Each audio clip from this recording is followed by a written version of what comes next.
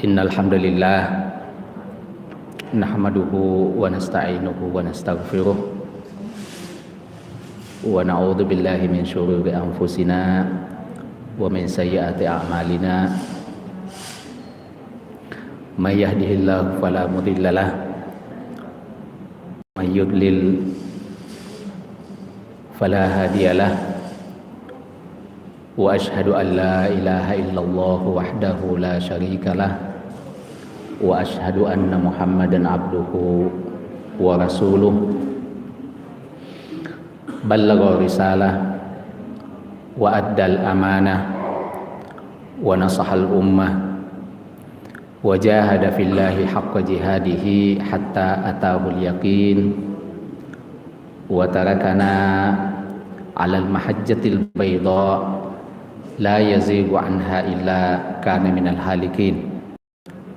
Allahumma salli wa sallim wa barik wa zid ala nabiyyina wa habibina wa qudwatina wa imamina sayyidina Muhammadin wa ala alihi wa ashabihi wa ikhwanihi wa man tabi'ahum bi ihsanin ila yaumiddin.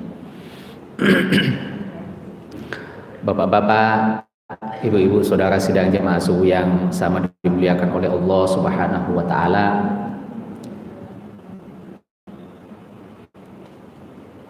Ayat-ayat yang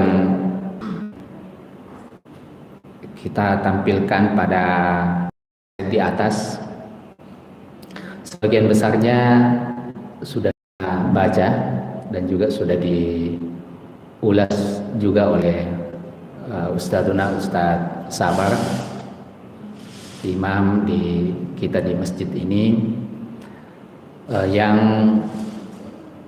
kalau kesempatan ini kita review secara garis besar, sebenarnya ayat-ayat ini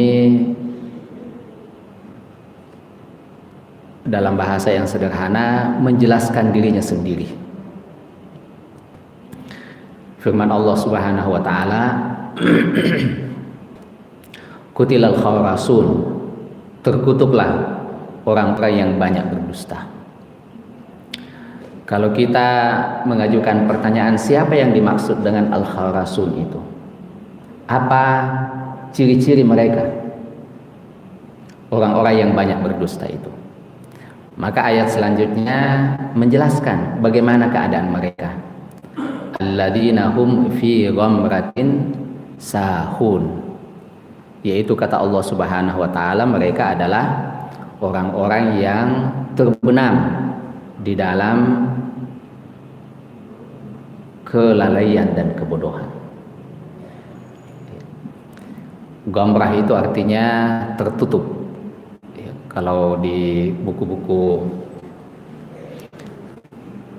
biografi tokoh, ya orang Arab biasa mengatakan atau menggunakan istilah rajul maghmur, artinya orang yang tidak dikenal. Ghamrah. Kalau sahun ini artinya sesuatu yang tidak berpikiran sedikit pun. Jadi sahwu itu artinya sesuatu yang kadang-kadang mungkin secara fisik, misalnya seseorang itu ada di satu tempat, tapi secara pikiran dan jiwa dia tidak di tempat. Itu yang disebut dengan sahwu. Ya, kalau di sini dalam terjemahnya orang-orangnya sahun. Ya, jadi ayat ini kalau kita lihat, kalau disebut tadi di bagian pertama sebagai orang-orang yang banyak berdusta, maka di sini disebutkan ciri-cirinya. Mereka hanyut tenggelam di dalam kelalaian. Mereka hidup, tapi kehidupan mereka tidak memberikan makna kehidupan itu sendiri, karena hatinya yang lalai. Kemudian apa perilaku mereka yang lain di dunia ini? Yas'aluna ayyama yaumuddin. Di antara perilaku yang Al-Kharasun ini lakukan di dunia ini adalah mereka biasa bertanya, kapan hari kiamat yang kalian ceritakan itu? Ini kalau kita lihat nanti penjelasan dari Al-Hafidh Ibnu Katsir, beliau mengatakan bahwa pertanyaan ini bukan pertanyaan untuk mencari jawaban, tapi ini pertanyaan untuk membuli orang-orang yang beriman. Ya, jadi demikian besar pengingkaran mereka terhadap hari akhirat sehingga mereka seakan-akan menertawakan orang-orang yang beriman kepada hari akhirat itu. Aluna ayyama yaumuddin. Mereka bertanya, kapan hari pembalasan itu? Maka langsung dijawab oleh ayat berikutnya tentang bagaimana keadaan mereka di hari akhirat kelak.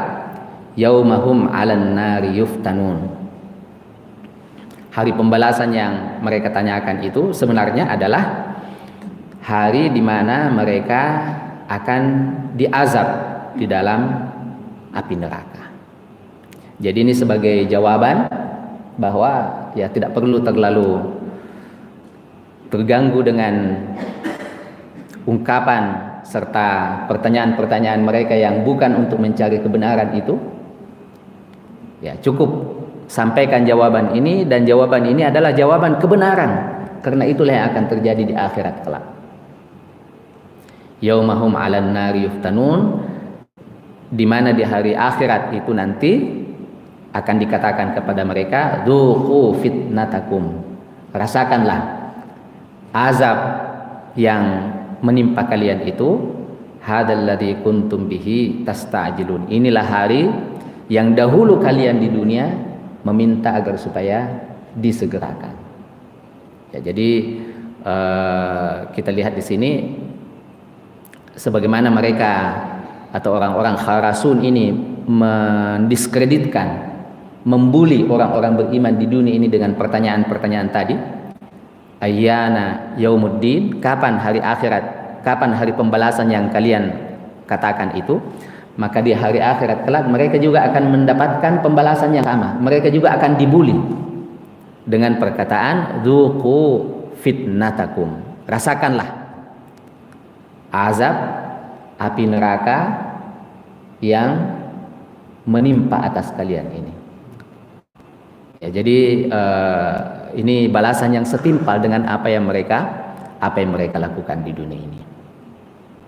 Kemudian kita lihat bapak-bapak, ibu-ibu, saudara sekalian yang sama berbahagia, ayat berikutnya ini tiba-tiba meloncat ke perbandingan kelompok yang kedua.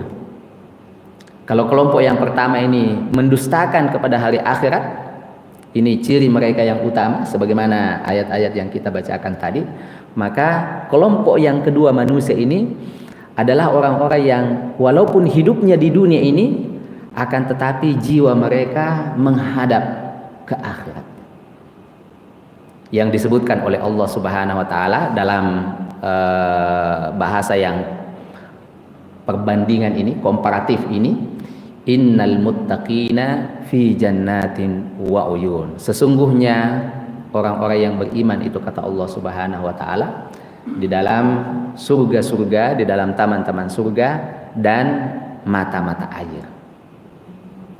Jadi ini menarik Pak ya, kalau kita lihat tadi Al-Kharasun itu yang diungkapkan pertama adalah kondisi mereka di dunia. Kemudian diikuti dengan penjelasan tentang kondisi mereka di akhirat. Kalau orang-orang yang bertakwa ini sebaliknya. Yang kita lihat, yang pertama dijelaskan oleh Allah Subhanahu wa taala adalah kondisi mereka di akhirat. Baru kemudian nanti kita akan lihat penjelasan tentang kondisi mereka di dunia. Jadi ini sebaliknya Pak ya. Jadi kita lihat bahwa orang-orang beriman memang ini Pak, mereka ini orang yang pandangannya jangka panjang, investasi jangka panjang, orientasinya ke akhirat. Ya ini kalau bahasa kita ini nggak apa-apa, kita bayar dulu, yang penting hasilnya kita ambil nanti. Kita susah-susah dahulu, yang penting nanti ada hasilnya yang kita dapat. Makanya walaupun mereka hidup di dunia, tapi orientasi mereka akhirat. Maka dijelaskan oleh Allah Subhanahu wa taala di sini, ayat yang pertama yang dimunculkan di sini adalah kondisi mereka di akhirat. Karena memang orientasi mereka sangat tertuju kepada akhirat, sangat fokus kepada akhirat. Jadi kalau tadi Al-Kharasun dijelaskan tentang kondisi mereka di dunia ini, fi ghamratin sahun, terbenam di dalam kelalaian. Orang bertakwa ini langsung dijelaskan tentang kondisi mereka di akhirat, fi jannatin wa uyun. Ini sebaliknya Pak ya, kalau tadi Al-Kharasun itu di akhirat nanti, yaumahum 'alan nari yuftanun, mereka di dalam neraka, dalam api neraka. Sementara orang-orang yang bertakwa ini fi jannatin wa uyun, di dalam taman-taman surga dan mata-mata air. Ini perbandingan Pak. Tapi pendekatannya yang berbeda. Ya, takwa ini kita ingat dari kata wiqayah, artinya melindungi atau membentengi. Makanya orang yang bertakwa adalah orang-orang yang membentengi diri dari murka dan siksa Allah Subhanahu wa taala dengan senantiasa taqarrub kepadanya. Innal muttaqina fi jannati wa uyun akhidina ma atahum rabbuhum innahum kanu qabla dzalika muhsinin. Ketika mereka berada di dalam surga ini, di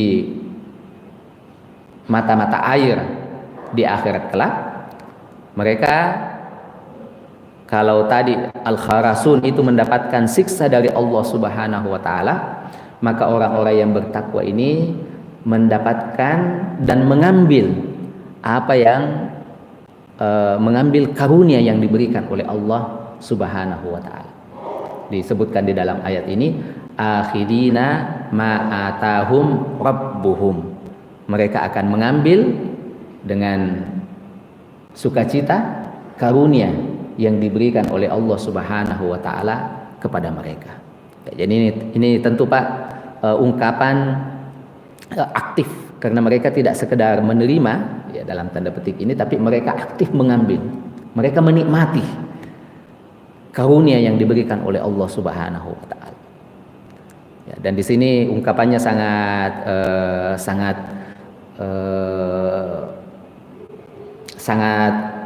intim Bapak-bapak, Ibu sekalian, karena di sini Allah Subhanahu wa taala menisbahkan dirinya kepada mereka, Rabb mereka. Jadi bukan sekedar dikatakan bahwa mereka mengambil karunia dari Allah Subhanahu wa taala, tapi ungkapan Al-Qur'an di sini mereka mengambil karunia dari Rabb mereka. Menunjukkan kedekatan Allah Subhanahu wa taala kepada mereka.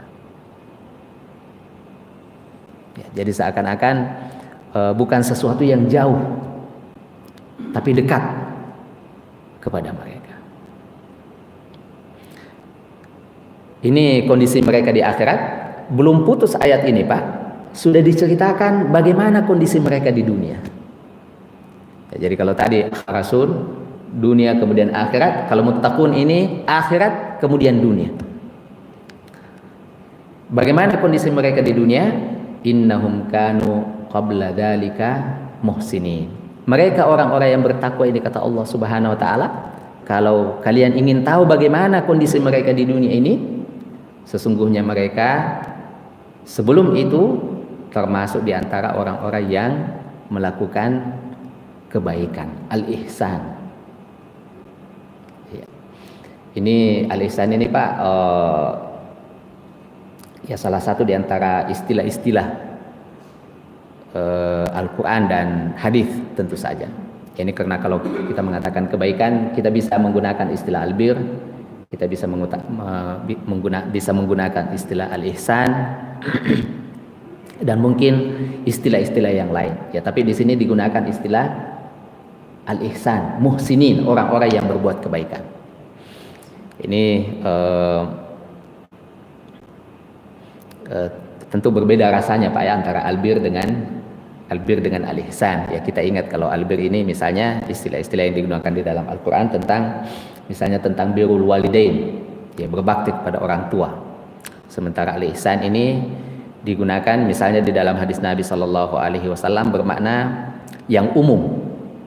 Innallaha katabal ihsana ala kulli syai', kata Rasulullah sallallahu alaihi wasallam. Allah Subhanahu wa taala, sesungguhnya Allah Ta'ala telah mewajibkan al-ihsan itu kepada segala sesuatu. Ya, jadi kalau kita lihat ihsan ini cakupannya luas, tidak terbatas. Sementara albir ini biasanya menunjuk kepada kelompok manusia tertentu. Maka di dalam ayat ini kita lihat Allah Subhanahu wa taala menyebutkan mereka sebagai orang-orang yang melakukan al-ihsan. Artinya orang-orang yang tidak terbatas, menyentuh semua orang. Ini kondisi mereka di dunia secara umum. Lantas apa bentuk al-ihsan mereka itu? Diurai pada ayat-ayat berikutnya. Kanu qabla dalika, kanu qalilan minal laili ma yahja'un. Mereka dahulu di dunia ini sangat sedikit mereka tidur. Ya, ini kalau kita ingat kalau kaidah bahasa Arab, kalau ada kana ketemu dengan fi'il mudhari itu berarti sesuatu yang dilakukan secara terus menerus. Artinya merupakan kebiasaan. Mereka itu kata Allah Subhanahu wa taala salah satu di antara kebiasaan mereka sedikit tidurnya.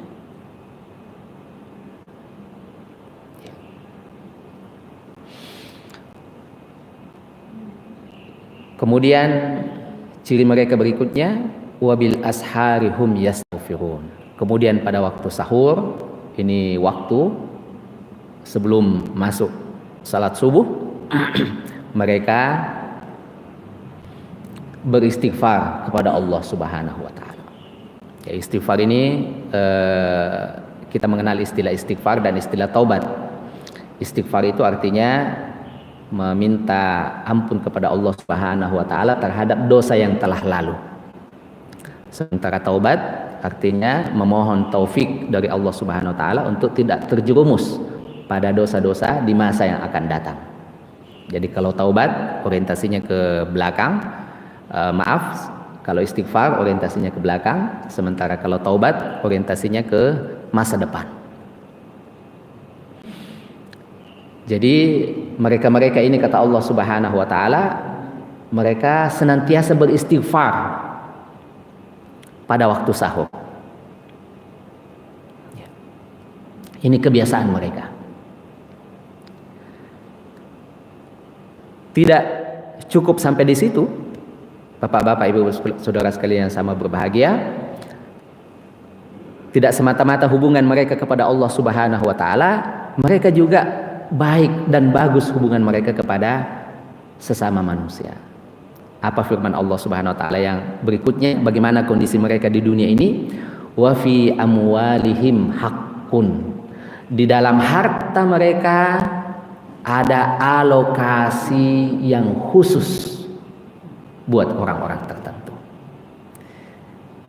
Jadi kalau kita lihat sini Pak, ini kata-kata yang digunakan oleh Al-Quran di dalam ayat ini adalah hak. Artinya sesuatu yang sudah di porsinya sudah tetap. Jadi ini bukan orang yang istilahnya berinfak begitu saja. Tapi ini orang yang berinfak sudah memanage sedemikian rupa hartanya sehingga sudah jelas. Katakanlah berapa persen dari sekian banyak untuk kepentingan yang akan dijelaskan pada bagian berikutnya. Karena di sini disebutkan hakun, sesuatu yang sudah ditetapkan sejak awal.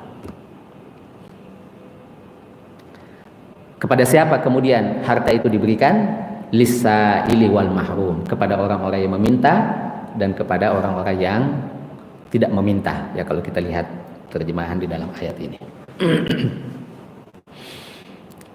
Jadi kita lihat Pak, ini perbandingan. Yang pertama tadi Al-Kharasun, kemudian yang kedua adalah Al-Muttaqun.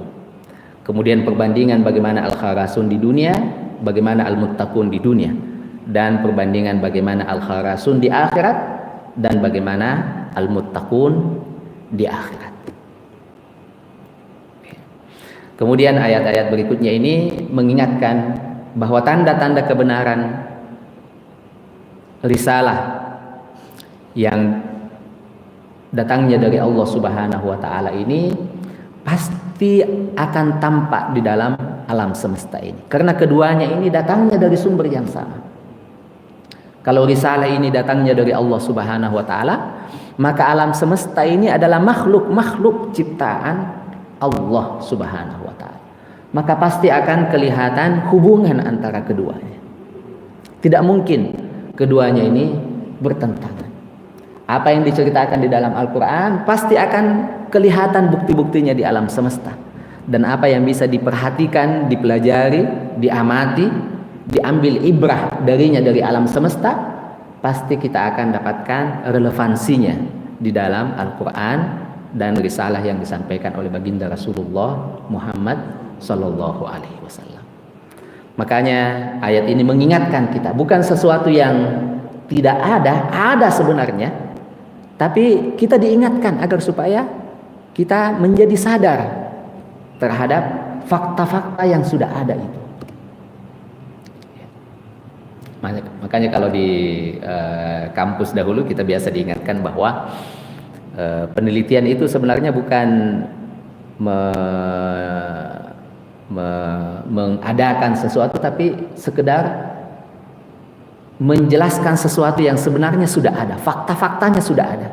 Tugas seseorang hanya mengungkap sesuatu yang sudah ada itu.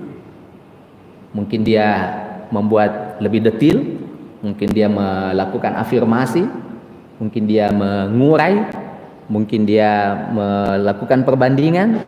Tapi sesuatu yang diteliti itu sudah ada di sana. Bahkan mungkin sudah ada jauh sebelum peneliti itu sendiri ada.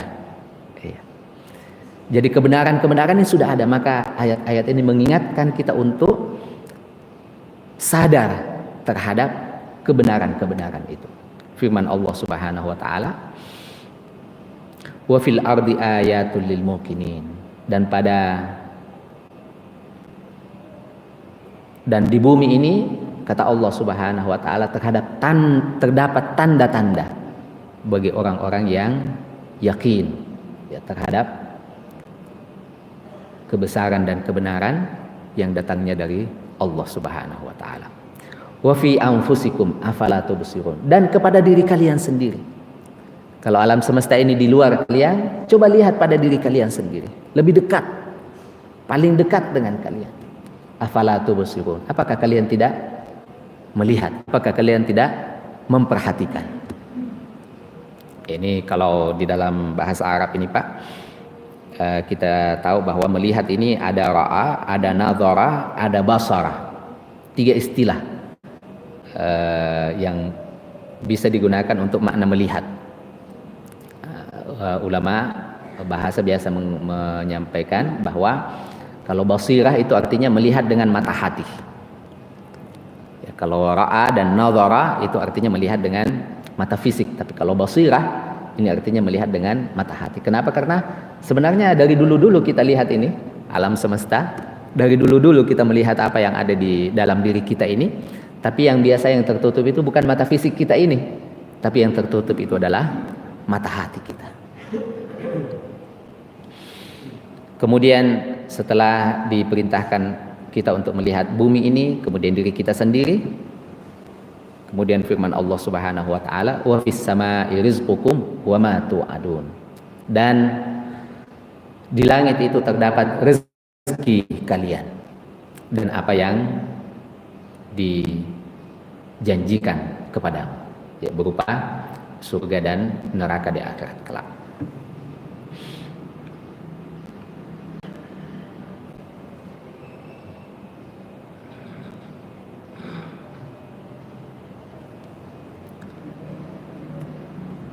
Oh Oh, ini PDF-nya.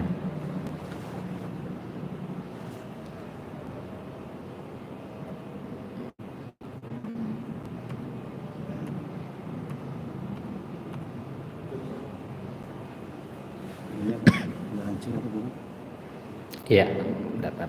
Ada satu lagi Ustaz. Di conference kita masuk top ini. Beda aja Ustaz. Yang tadi beda.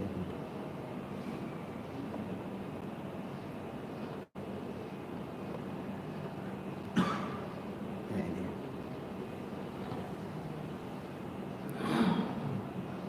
Yang tadi itu bukan PDF ya. Jadi conference ke Yang saya kirimkan pun PDF. ya. Ya.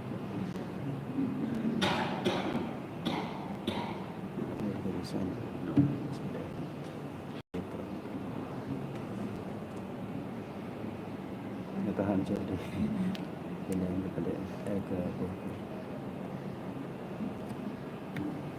Ah ya, suka.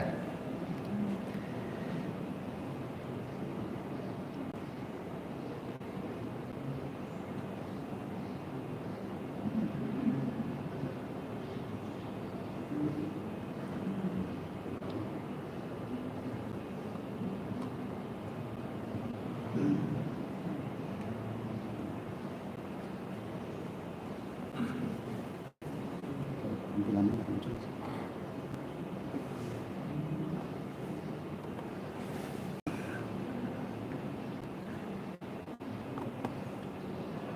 Rupanya muncul. Oke.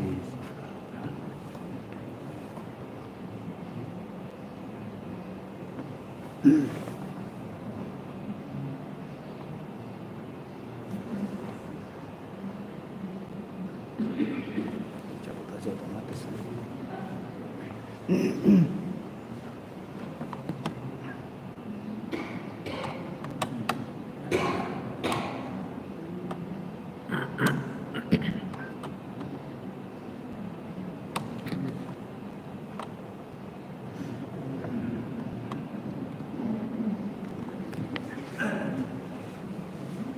Itu enggak apa-apa Ustaz. Saya ambil aja. Saya ambil hal bagian terakhirnya aja.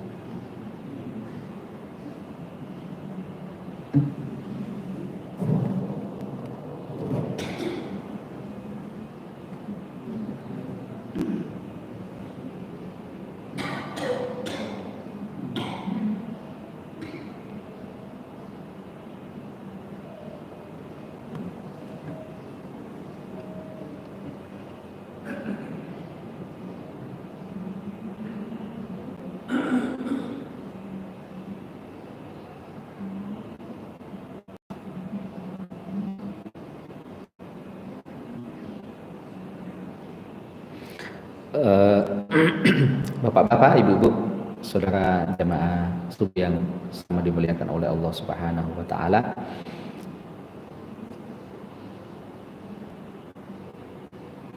Saya akan masuk membacakan sebagian dari apa yang disebutkan oleh Al-Hafidz Al-Imam Ibnu Katsir rahimahullahu taala berkaitan dengan ayat-ayat yang kita bacakan ini.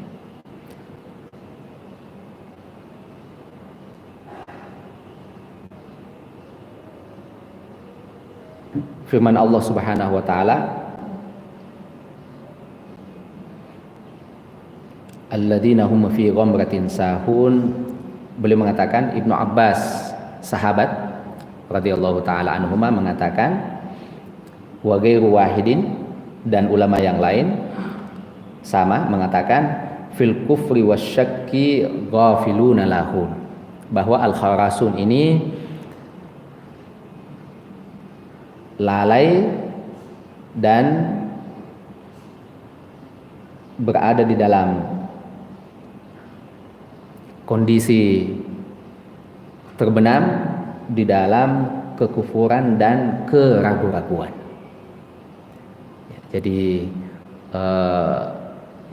tadi gamrah kita singgung ini Pak, artinya tertutup. Kalau di terjemahan tadi kita baca istilah tenggelam. Ya, jadi rupa-rupanya memang sikap kufur terhadap akhirat itu menghanyutkan. Ya, jadi kalau seseorang itu tidak memiliki orientasi terhadap akhirat, maka kita bisa melihat kehidupannya di dunia ini yang betul-betul hanyut oleh semata-mata kenikmatan dunia. Betul-betul abai dan seakan-akan tidak memiliki tujuan kecuali semata-mata untuk mendapatkan apa yang bisa dia raih dari kehidupan dunia ini. Ya, jadi tentu bapak-bapak ibu sekalian sama berbahagia. Ya, ini kita bisa lihat ya orang-orang yang istilahnya tidak memiliki orientasi akhirat. Ya walaupun ini tentu dosis dari masing-masing orang berbeda-beda dan kondisi yang bisa kita lihat di bangsa manusia ini sangat berbeda-beda, tapi kita bisa menyaksikan seperti itu kenyataannya. Orang-orang yang tidak memiliki orientasi akhirat betul-betul terbenam dalam seakan-akan sepenuhnya dari sejak dia buka mata di pagi hari sampai menutup mata di malam hari, semuanya hanya persoalan dunia semata. Semuanya cuma pertanyaan, apa yang bisa saya, ya kalau istilahnya dahulu, apa yang bisa saya makan hari ini, atau kalau perlu siapa yang bisa saya makan hari ini. Jadi betul-betul orientasinya hanyut terhadap kehidupan dunia ini semata. Tidak ada sama sekali orientasi dan visi untuk kebahagiaan dan keselamatan di akhirat. Tidak ada hal-hal yang dilakukan untuk persiapan bagaimana kehidupan di akhirat kelak.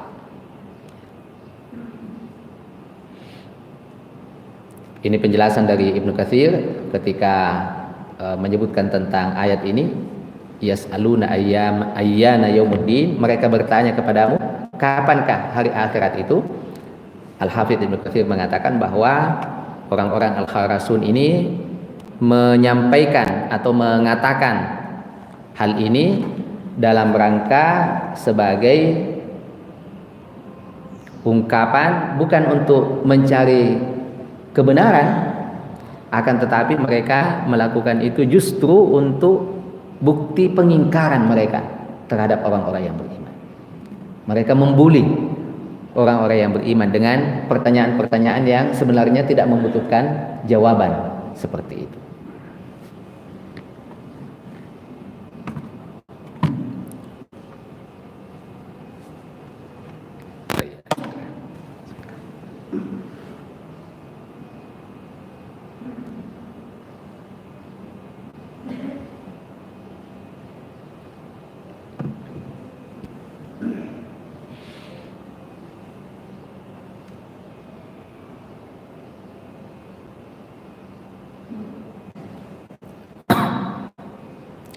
Firman Allah Subhanahu wa taala, "Kanu qalilan minal laili ma yahjaun." Orang-orang yang bertakwa itu sedikit tidurnya pada waktu malam. Beliau mengatakan bahwa sebenarnya ulama tafsir dalam ayat ini ada dua pendapat. Pendapat pertama mengatakan bahwa sedikit sekali pada waktu malam itu mereka tidak tidur. Artinya bahwa tidak tidur mereka itu sedikit. Atau dengan kata lain bahwa pada waktu malam mereka banyak tidurnya. Ini pendapat yang pertama. Pendapat yang kedua mengatakan pada waktu malam sedikit tidur mereka. Jadi ada dua pendapat sebenarnya Pak tentang kanu qalilan minal laili ma yahjaun. Apa pendapat yang pertama mengatakan bahwa mereka banyak tidurnya di waktu malam walaupun mereka tetap salat malam. Sementara pendapat yang kedua mengatakan bahwa mereka sedikit tidurnya pada waktu malam karena lebih banyak salat malam. Kedua-dua pendapat ini dikemukakan oleh ulama terkait dengan ayat ini. Saya tidak mengungkap semua, saya langsung mengambil pendapat yang dipilih oleh Al-Hafidz Ibnu Katsir. Beliau mengatakan al-qaulus tsani, pendapat yang kedua, kanu qalilan minal laili ma yahjaun, yaitu bahwa kanu qalilan minal laili huju'uhum wa naumuhum, yaitu mereka adalah orang-orang yang tidur mereka pada waktu malam itu sedikit. Oke, jadi ini pendapat yang kedua, dan ini pendapat yang dipilih oleh Al-Hafidz Ibnu Katsir. Beliau menyebutkan di sini waqtarahu Ibnu Jarir. Pendapat ini juga yang sebelumnya dipilih oleh Al-Imam Ibnu Jarir At-Tabari. Ya. Kemudian beliau mengungkapkan ini beberapa ungkapan-ungkapan yang mendukung pendapat ini dan menceritakan bagaimana kondisi as-salafus saleh dahulu. Ini Al-Hasanul Basri, wafat tahun 110 Hijriah. Beliau mengatakan kanu qalilan minal laili ma yahjaun. Ketika beliau menjelaskan ayat ini, beliau mengatakan kabadu qiyamal lail. Mereka berjuang untuk bisa melakukan qiyamul lail. Jadi di sini Al-Hasanul Basri mengingatkan kita bahwa rupanya qiyamul lail itu memang Pak tidak mudah. Ini kabada yukabidu. Saya periksa tadi malam ini di kamus bahasa Arab. Ini artinya takallafu wa wajahu al-masyaqqah. Artinya mereka harus bersusah payah. Jadi mana orang-orang yang kanu qalilan minal laili ma yahjaun ini, Al-Hasanul Basri mengatakan kabadu qiyamal lail. Mereka harus bersusah payah untuk bisa melakukan qiyamul lail itu, sehingga fala yanamuna minal laili illa aqallahu, sehingga mereka tidak tidur pada waktu malam kecuali sedikit saja. Wa nashitu famaddu ilas sahar, kemudian mereka bersemangat ketika mereka melakukan qiyamul lail itu, sehingga salat mereka memanjang hingga memasuki waktu sahur.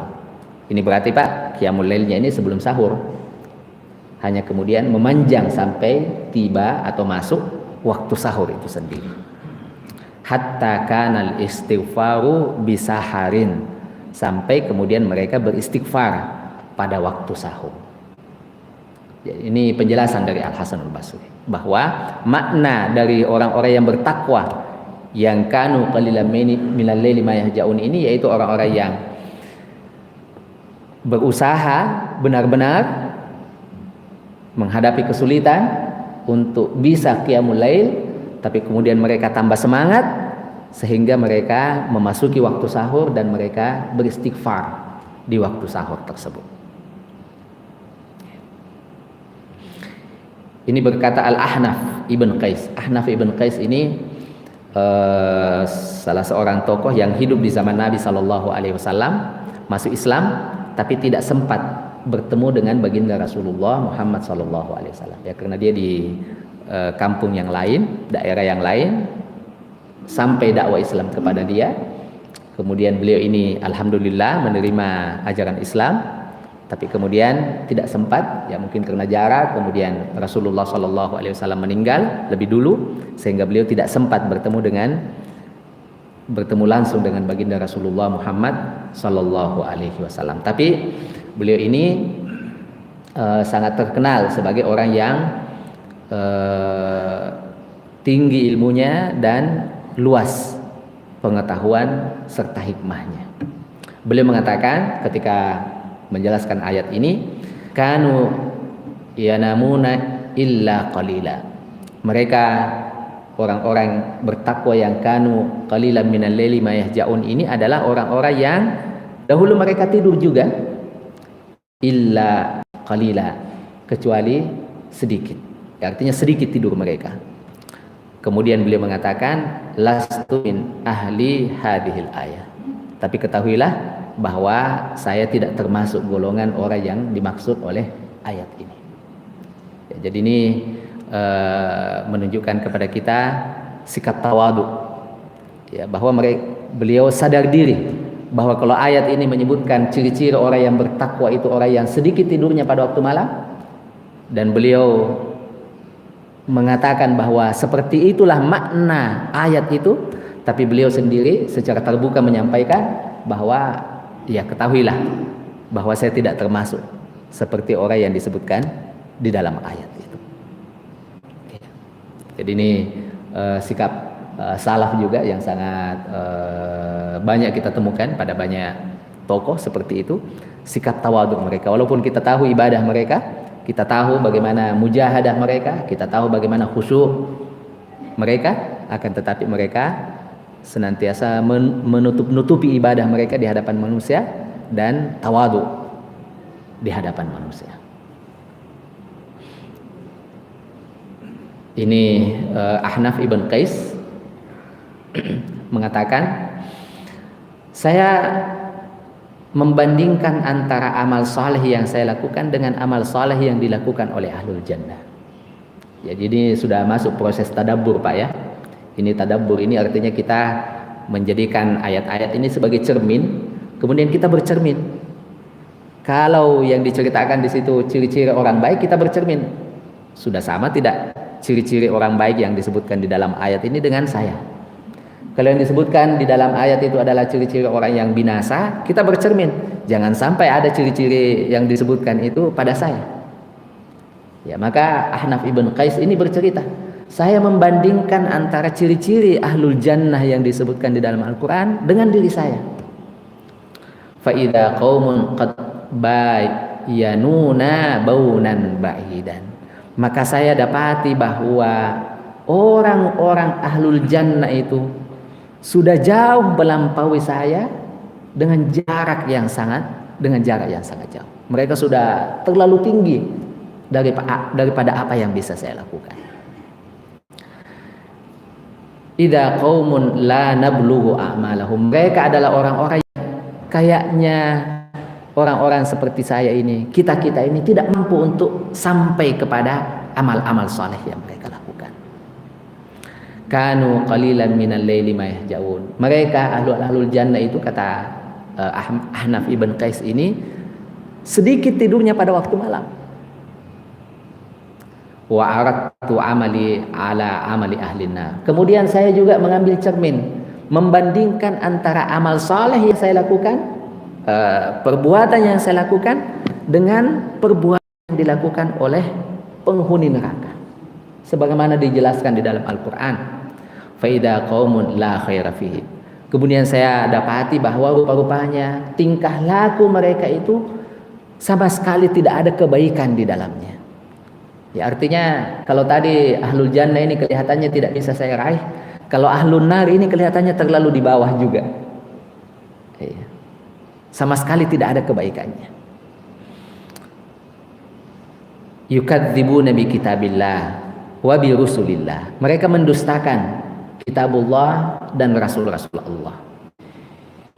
Yukadzibuna bil ba'tsi. Mereka mendustakan kebangkitan ba'dal maut, setelah kematian. Fawajadtu min khairina manzilatan qauman khalatu amalan salihan wa akhara sayyi'an. Maka kesimpulan saya setelah saya membandingkan antara amal ahli surga yang sangat tinggi itu dengan amal ahli neraka yang kelihatannya sangat jauh rendah itu, maka kesimpulan saya, kata Ahnaf ibn Qais, bahwa orang yang paling baik di antara kita, di antara kami, adalah orang-orang yang bercampur antara amal saleh dan juga keburukan-keburukan. Sudah itulah yang paling ideal yang bisa kita raih. Ya, jadi ini beliau juga ini menunjukkan tawadhu, ya, bahwa kalau tadi ini nilai-nilai ideal ahlul jannah yang sedikit tidurnya, ini kalau kita katakan sedikit tidur Pak ya, katakanlah kalau kita mengatakan bahwa waktu malam itu 12 jam, ini katakan ya, kalau waktu malam 12 jam, walaupun subuh sekarang sudah setengah 5,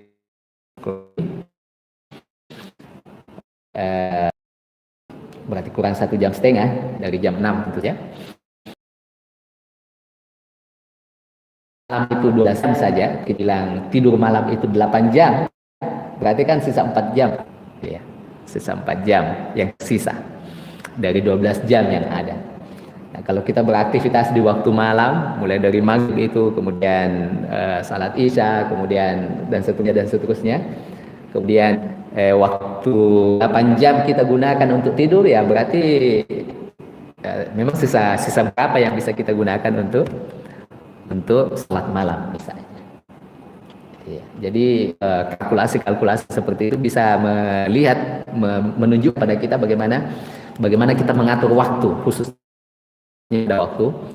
pada waktu malam, dan bagaimana kita bisa memanage kalau kita memang ada perencanaan dan orientasi untuk qiyamul lail. Ya.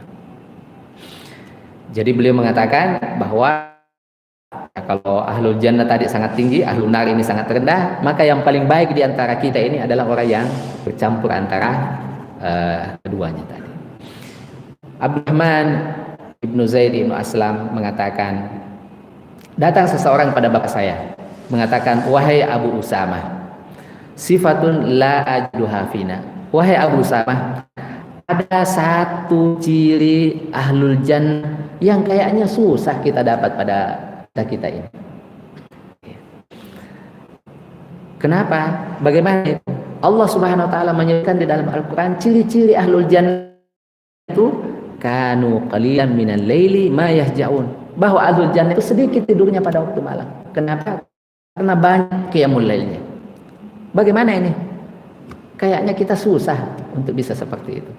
Maka beliau ini menjawab, nahnu wallahi qalilan minal laili ma naqum. Kita ini, kata beliau, demi Allah sedikit kita melakukan qiyamul lail pada waktu malam. Maka kemudian dia mengatakan, dia menjawab, ya kalau tadi itu ciri-ciri ahlul jannah, sementara kita ini lebih banyak tidurnya pada waktu malam, sedikit qiyamul lailnya. Maka Zaid ibnu Aslam, sahabat ini mengatakan, tuba liman raqada idza na'isa wattallaha idza staiqadha. Cukuplah keberuntungan orang-orang yang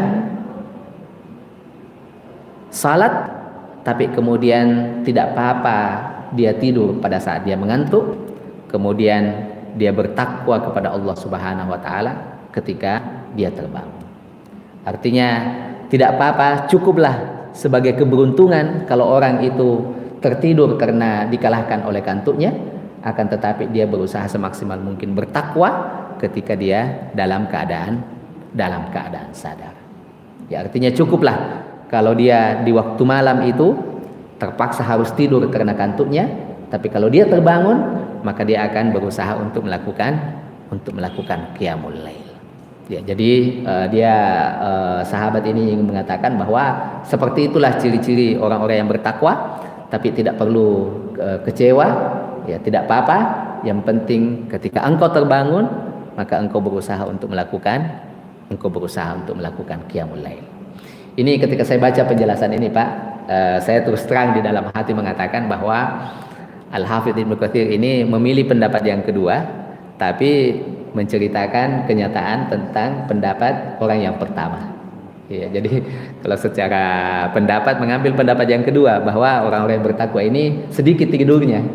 Ya, tapi dalam kenyataan sebenarnya kenyataan manusia yang terjadi adalah pendapat yang pertama, yaitu banyak tidurnya, sedikit salat malamnya. Ya, jadi ketika membaca ini terbersih di pikiran saya bahwa subhanallah Ibnu Katsir ini ya mungkin begitu ya, objektivitas ilmiah.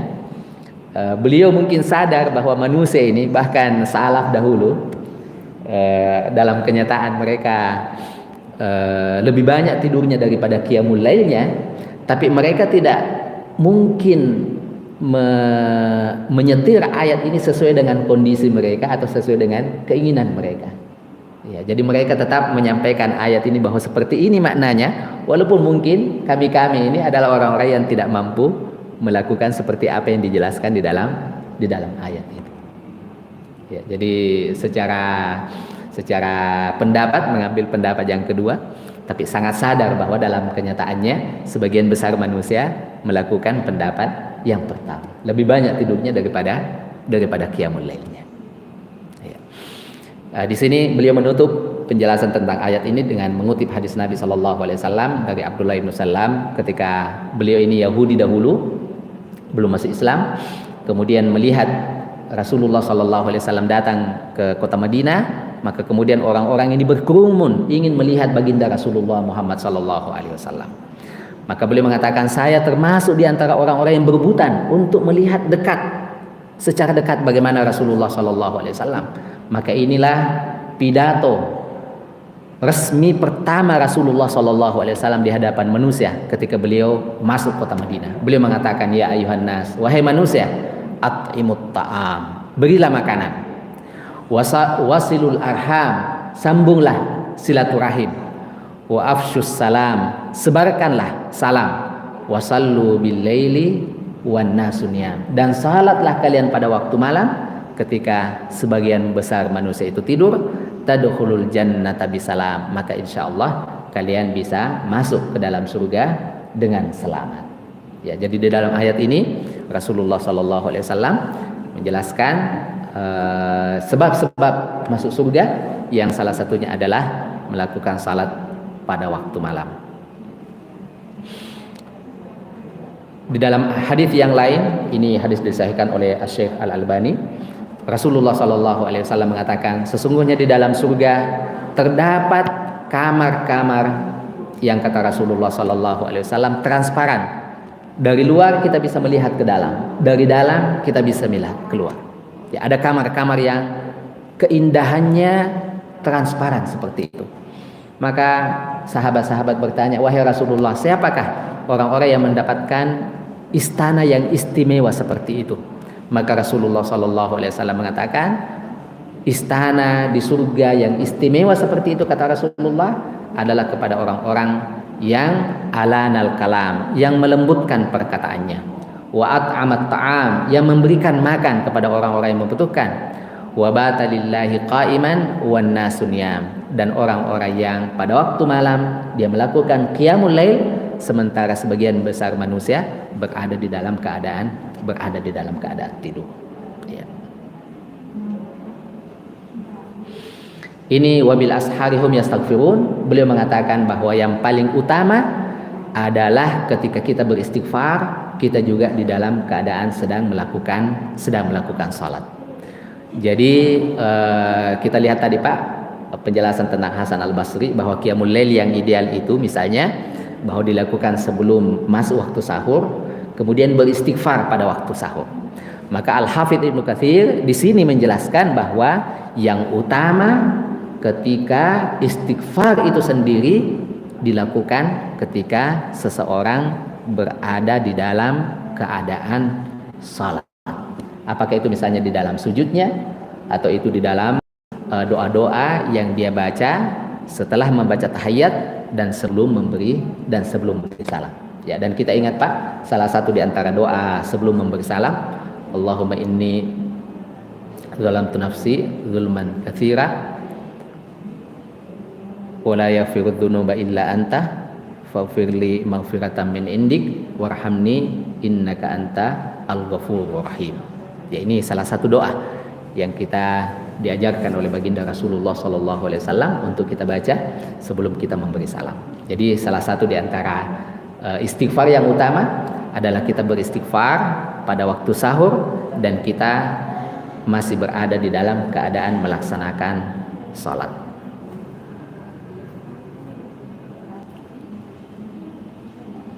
Ya, jadi ini tadi Pak perbandingan dua kelompok manusia ini, orang-orang yang bertakwa dan orang-orang yang berdusta. Bagaimana keadaan mereka di dunia dan bagaimana keadaan mereka di akhirat. Terakhir, bapak-bapak sekalian, ibu sekalian sama berbahagia, kita lihat ini perbedaan besar golongan pendusta dan golongan bertakwa, yang mana perbedaan mereka ini kelihatan di dunia sebelum di akhirat kelak. Ya, jadi di dunia ini dalam tanda petik ini kita sudah bisa lihat apa ciri-ciri orang yang bertakwa. Sebagaimana di dunia ini kita sudah bisa melihat bagaimana apa ciri-ciri calon-calon penghuni neraka. Ya, walaupun kita tidak bisa memastikan, tapi ada tanda-tandanya yang bisa kita lihat. Kemudian yang kedua, Ya tentu yang diharapkan dari sini adalah bahwa bagaimana kita kemudian mendefinisikan diri kita sesuai dengan ciri-ciri orang-orang yang bertakwa tadi. Kemudian yang kedua, bahwa takwa dan ingkar kepada akhirat ini memiliki dimensi vertikal dan horizontal. Ya, kalau tadi orang-orang bertakwa mereka istighfar, kalau orang-orang yang al-kharasun ini mereka mendustakan akhirat. Kalau yang bertakwa tadi ini berbuat kebaikan, maka orang-orang kharasun ini membuli orang-orang yang beriman. Kalau orang-orang bertakwa ini tadi orientasinya akhirat, kalau al-kharasun ini orientasinya dunia. Kemudian yang ketiga, ini terapi sikap lalai. Kalau kita ingin menjaga diri kita, membentengi diri kita dari sikap lalai terhadap dunia ini, kalau petunjuk dari ayat-ayat yang kita bacakan tadi, yang pertama ini kita diperintahkan untuk tahajud, kemudian beristighfar. Saya lupa tambahkan di situ, semestinya lebih lengkap, istighfar pada waktu sahur. Kemudian yang ketiga adalah infak. Ya, inilah terapi yang diberikan oleh Al-Quran agar supaya kita keluar dari golongan orang-orang yang lalai. Kemudian tentu saja yang terakhir, bahwa tanda-tanda kebenaran risalah yang datang dari Allah Subhanahu wa taala ini ada di sekeliling kita, bahkan pada diri kita sendiri. Adalah tugas kita untuk kemudian membuka mata hati kita untuk menerima kebenaran itu, sehingga kita mendapatkan hidayah dan taufik dari Allah Subhanahu wa taala. Ya, demikian Bapak-bapak, Ibu-ibu sekalian sama berbahagia. Mudah-mudahan bermanfaat bagi kita semua. Mohon maaf atas segala kekurangan. Wassallallahu ala nabiyina Muhammad wa ala alihi wa sahbihi wasallam. Wassalamualaikum warahmatullahi wabarakatuh.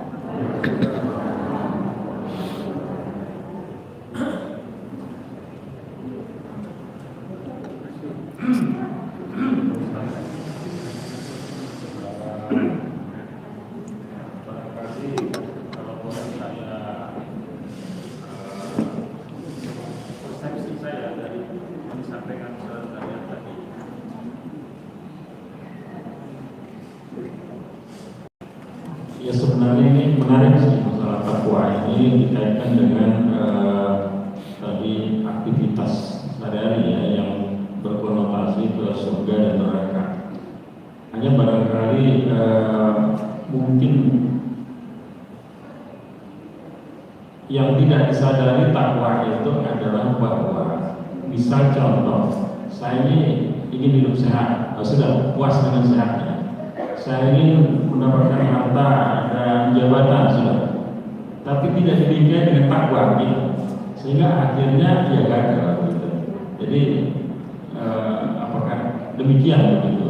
Jadi segala sesuatu kalau tidak diiringi dengan takwa, ya sudah, sehat itu tidak mencapai afiat, kemudian harta itu tidak mencapai rezeki karena apa? Tidak diinfakkan, tidak diniatkan untuk orang-orang yang miskin dan zakat dan segala macam. Sehat ya begitu, tidak melakukan amal, kemudian apalagi seperti tadi saat malam ibadah dan sebagainya, sehingga itulah sia-sia begitu. Barangkali mungkin Pak Ustaz bisa lebih menjelaskan apakah itu maksudnya. Terima kasih. Ya, syukran. Alhamdulillah wassalatu wassalamu ala rasulillah wa ala alihi wa sahbihi wa man wala. Terima kasih Pak Dokter. Poin yang disampaikan tadi benar adanya. Ya, jadi ulama sendiri mengingatkan hal ini. Saya berangkat dulu dari hadits Nabi Sallallahu Alaihi Wasallam. Rasulullah Sallallahu Alaihi Wasallam pernah didatangi oleh sahabat-sahabat. Mereka datang mengeluh kepada Nabi. Mereka mengatakan, ya Rasulullah, dhahaba ahlud duthuri bil ujur, yusalluna kama nusalli, wa yasumuna kama nasumun, wa yatasaddaquna bi fuduli amwalihim. Wahai Rasulullah, orang-orang yang punya harta itu sudah mendahului kami dengan lebih banyak pahala. Mereka salat, kalau kami salat, mereka salat. Kalau kami puasa, mereka juga puasa. Tapi karena mereka ada kelebihan harta, mereka bisa bersedekah, kami tidak bisa bersedekah. Ya, ini keluhan dari sahabat-sahabat baginda Rasulullah Muhammad Sallallahu Alaihi Wasallam. Ya, walaupun kemudian Rasulullah memberikan solusi dengan salat duha sebagaimana disebutkan di dalam lanjutan hadis itu, tapi sodakoh kan juga tetap bisa dilakukan oleh orang-orang yang memiliki harta misalnya. Ya, sehingga saya ingat Al-Imam Abu Hamid Al-Ghazali yang menyebutkan ini di Mukhtasar Minhajul Qasidin, mengatakan bahwa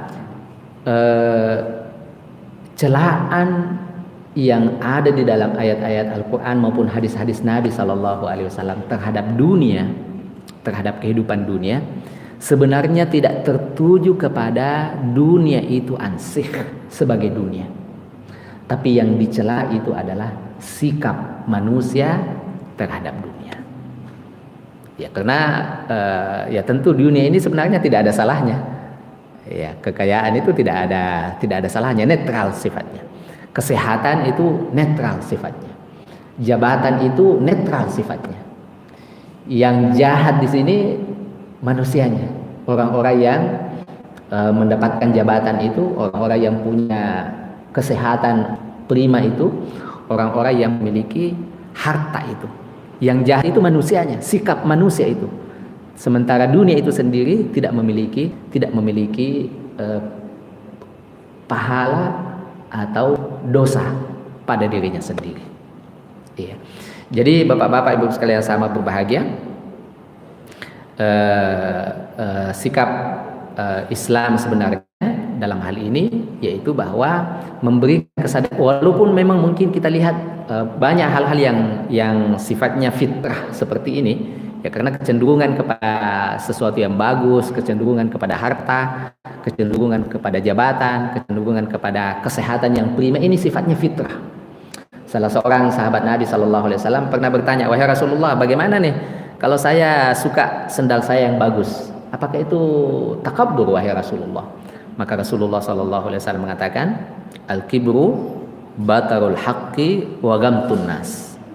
Kalau engkau suka sendal yang bagus itu tidak termasuk takabbur, kata Nabi. Yang takabbur itu adalah batarul haqqi, menolak kebenaran, wa gamtun nas, dan memandang remeh manusia-manusia yang lain.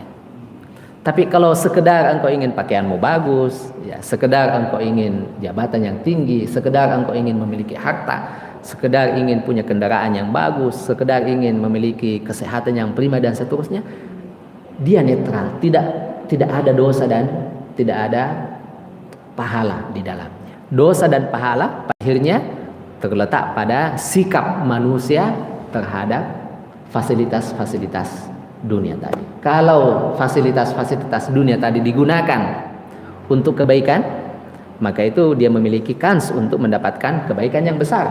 Sebagaimana kalau fasilitas-fasilitas dunia itu tidak digunakan atau bahkan digunakan untuk kemungkaran, maka pasti juga dia akan mendapatkan dosa yang besar. Ketika Rasulullah SAW bercerita tentang 7 golongan yang akan mendapatkan perlindungannya di hari akhirat kelak, kelompok yang pertama disebutkan oleh baginda Rasulullah SAW adalah imamun adil, pemimpin yang adil.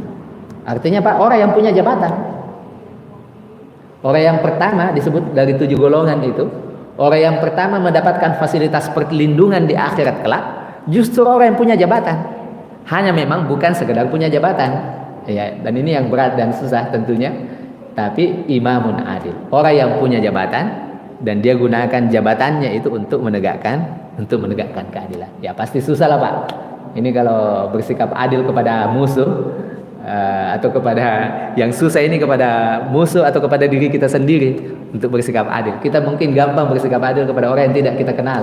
Ya, tapi kalau sudah pernah dikasih cenderamata, udah pernah dikasih senyum, udah pernah apalagi kalau keluarga, wah ini sudah berat ini untuk bersikap adil.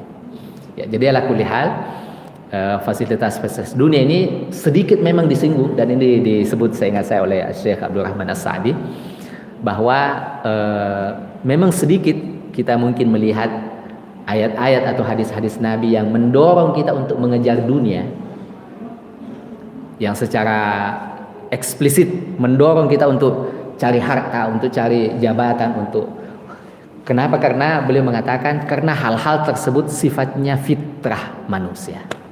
Dan ajaran Islam ini, kalau sesuatu itu sifatnya fitrah, dosisnya itu tidak terlalu besar di dalam Makanya Pak, kita dapat dalam Al-Quran perintah misalnya anak-anak disuruh berbakti kepada orang tua, tapi sedikit perintah berbakti orang tua kepada anak, walaupun itu juga kewajiban. Ya, kenapa? Karena secara fitrah orang tua itu alhamdulillah memiliki kasih sayang yang besar kepada anak-anaknya. Iya. Ya ini banyak hal contoh-contoh yang bisa kita kemukakan nanti. Tetapi Syekh Abdul Rahman As-Sa'di, seingat saya itu yang kemudian menyimpulkan bahwa untuk hal-hal yang sifatnya fitrah seperti itu, ayat-ayat Al-Quran dan hadis Nabi memang sedikit menyinggung, bukan karena dia bukan sesuatu yang benar atau dianjurkan, akan tetapi karena secara fitrah manusiawi orang-orang atau manusia memang memiliki kecenderungan terhadap kepentingan-kepentingan duniawi seperti itu. Ya, wallahu taala alam. Ya, baik Bapak-bapak sekalian, ya, jazakumullah khairan. Wassallallahu ala nabiyina Muhammad wa ala alihi wa sahbihi wasallam. Wassalamualaikum warahmatullahi wabarakatuh.